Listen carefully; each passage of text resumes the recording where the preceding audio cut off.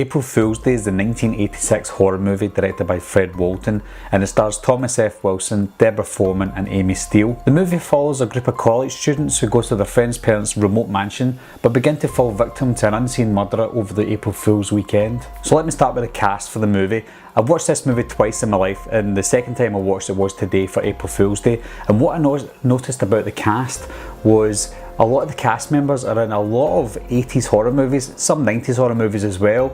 For example, you've got Amy Steele from the Friday the 13th franchise.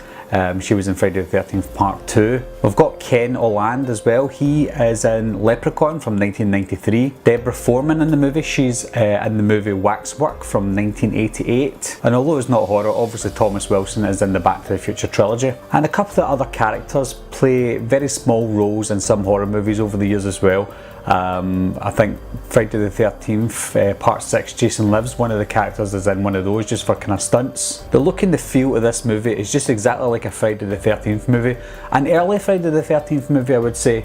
It is a Paramount movie after all, and it does have Amy Steele in it, so it will feel like Friday the 13th, but the way it was filmed and the cinematographer for this movie and the location for this movie, it looks like it is a Friday the 13th movie with a little bit of comedy in it. This is a strange one to review because I would like to say that the death scenes in this movie were excellent, and they were excellent, but for those of you who have seen the movie, you'll understand how I can't really say much about that. But we don't see much death scenes in it, but leading up to that death scene and the situation that the characters get themselves into is quite interesting to see.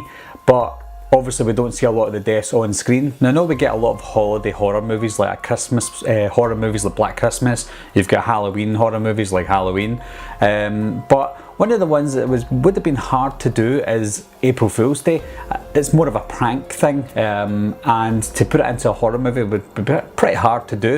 And I think this movie does it perfectly. And even watching it for the second time, for the first time in years, but even watching it for the second time, I was quite surprised in some of the scenes and surprised of how the ending ended. The acting from all the cast was strong. I think the storyline was very strong as well. The storyline kept you interested all the way through the movie, right up until the very end.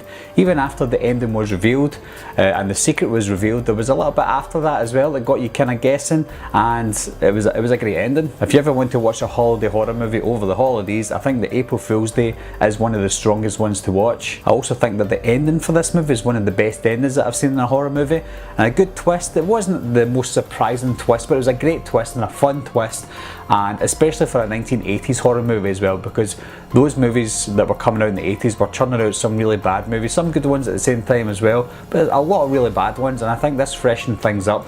And Paramount, they couldn't really go wrong back in the 80s because they had the Friday the 13th franchise, but they were trying to branch out, and this is one of the movies that they got right. So if you haven't seen April Fool's Day, guys, you should definitely check it out. There is a remake that came out in 2008. I've never seen that movie.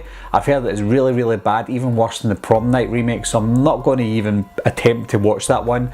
I'm quite happy with the original from 1986. April Fool. So what do you guys think of April Fool's Day, for those of you who have saw it? Did you like the ending? Did you see the ending coming?